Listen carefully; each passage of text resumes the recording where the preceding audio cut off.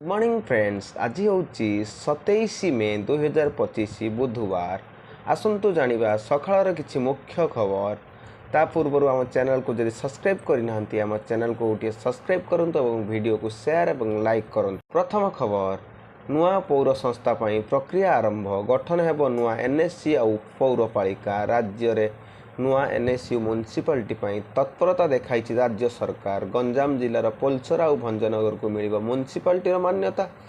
भंजनगर और पोलसरा एनएससी थिबा बेले एहाको म्युनिसिपालिटी करा जिवो। म्युनिसिपालिटी पोलसरा और भंजनगर सबु प्रकार मानदंड पूर्ण करुछि।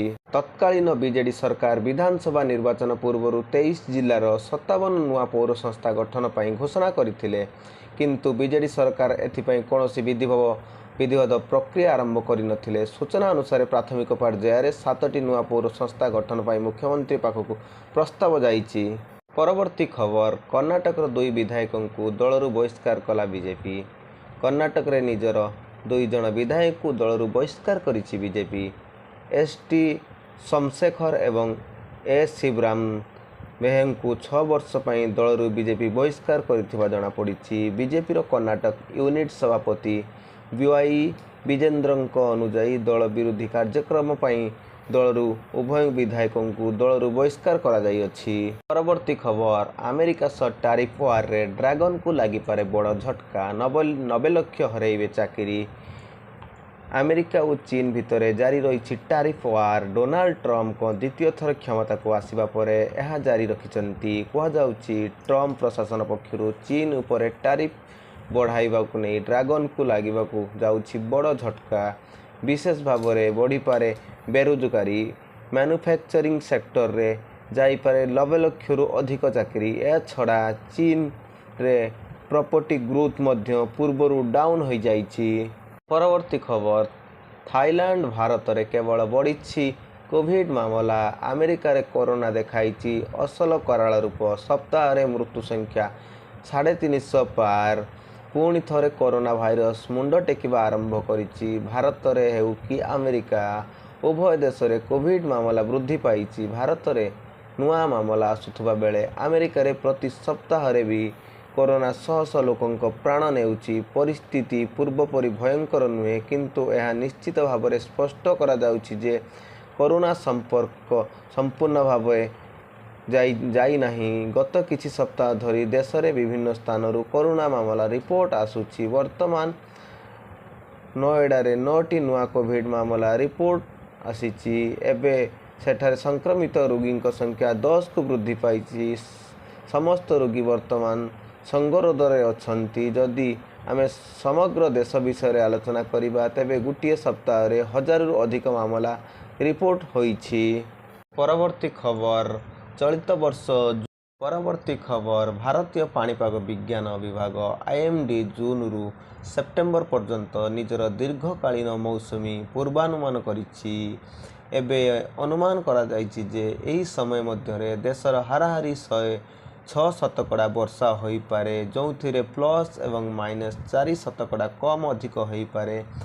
एही पूर्वानुमान पूर्व 105% अनुमान करा जाइथिला, जहाँकि ताठारु 1% कम रही।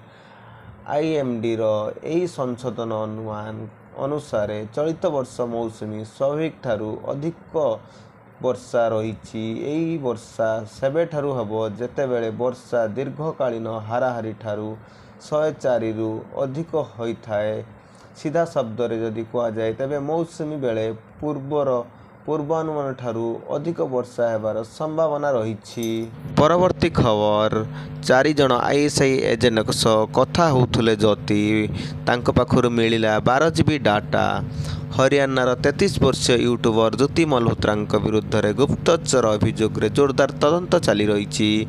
हिसार पुलिस ज्योति इलेक्ट्रोनिक्स उपकरण को 12 टेराबाइट डाटा जबत करिछि, जेउथिरे पाकिस्तानी गोइंदा agency inter services intelligence ISI सह जड़ित 4 एजेंट सह तांकर आलोचनार प्रमाण रही। पुलिस कहवा अनुसार ज्योति मल्होत्रा पूरा सूचना थिला जे जो पाकिस्तानी अधिकारी संपर्क थे सेमाने पाकिस्तान गुइंदा एजेंसी आईएसआई पई काम करुले। यापर भी से तांको सह लगातार संपर्क थे और तांको कौन प्रकार भय नथिला।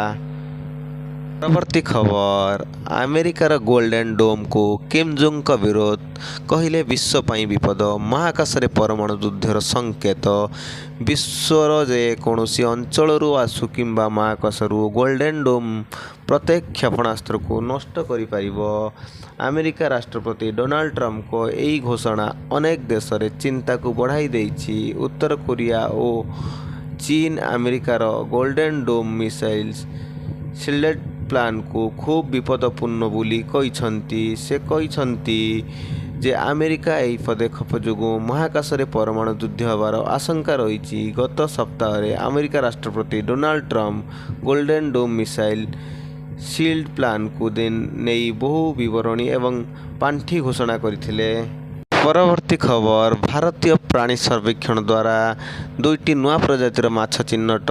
भारतीय प्राणी सर्वेक्षण केंद्र गोपालपुर एवं चेन्नई जेडएसआई द्वारा 2टी नुआ माछ प्रजाति को प्रथम थर पर भारतीय उपसागरीय सीमार गभीर जलराशि रे चिन्हट करा जाइछि। उक्त 2 प्रजातिर माछ को कोलोकांगार स्कोलोसी एवं उपिकथस इराबो माछ प्रजाति भावे नामित करा जाइछि। केरल कोलम समुद्र तट अंचल 500 ରୁ 600 मीटर गभीर जलराशि रे सुनील कुमार राज नामक जड़े व्यक्ति ट्रलर रे माछ धरुवा बेले यही 2टी नूतन प्रजातिर माछ तांको जाल रे लागिथिला। परवर्ती खबर उत्तर पश्चिम बंगोपसागर रे लघुचाप सृष्टि अवपात रे परिणत होई पारे बोली सूचना देले सीसी।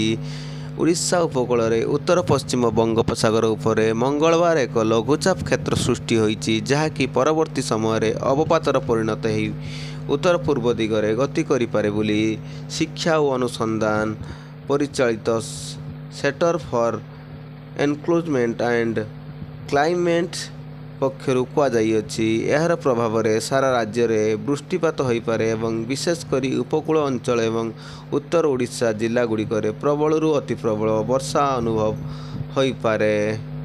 परवर्ती खबर जनशुनानी अभियोग रे उत्तेजना पोस्टर बैनर फाड़िले उत्त्यक्त लोक।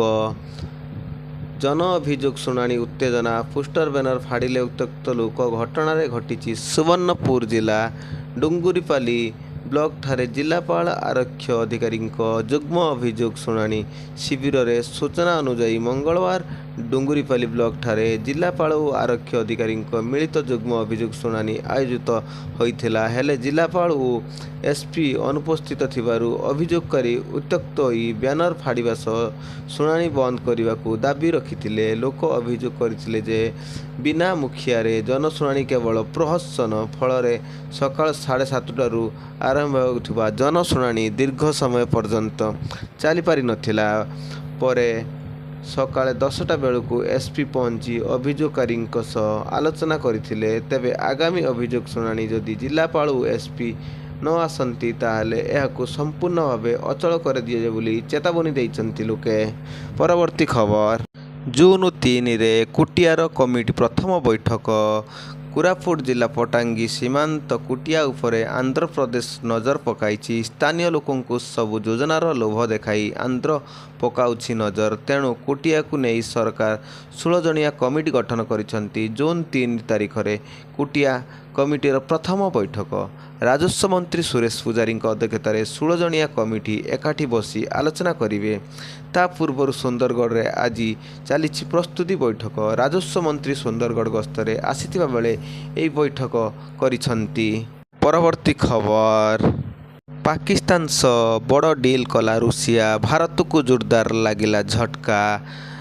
पाकिस्तान सह बड़ डील कला रूसिया भारत को जोरदार लागिला झटका। भारतर बंधु देश रूसिया पाकिस्तान सह एक आधुनिक इस्पात कारखाना निर्माण पई एक चुक्तिनामा चूड़ांत करिछि। एही चुक्ति 2015 रे बंद हो जाइथिबा सोवियत ନିର୍ମିତ ଇସ୍ପାତ କାରଖାନାକୁ ପୁନର୍ଜୀବିତ କରିବ। ପାକିସ୍ତାନୀ ଅଧିକାରୀ ଏବଂ ରୁଷ ପ୍ରତିନିଧି ଡେନିସ୍ ନାଜାରୋଭ୍ ଏହି ଚୁକ୍ତିକୁ ନିଶ୍ଚିତ କରିଛନ୍ତି। ଏହି ପ୍ରକଳ୍ପର ଲକ୍ଷ୍ୟ ହେଉଛି ପାକିସ୍ତାନ ବାର୍ଷିକ ଇସ୍ପାତ ଆମଦାନୀକୁ 30% ହ୍ରାସ କରିବା, ଯାହାଦ୍ୱାରା 11.2 ନିୟୁତ ମେଟ୍ରିକ୍ ଟନ୍ ବ୍ୟବହାର ବ୍ୟବଧାନ ସହିତ ଜଡ଼ିତ 2.6 ବିଲିୟନ ଆମଦାନୀ ବିଲ୍ ହ୍ରାସ କରାଯିବ।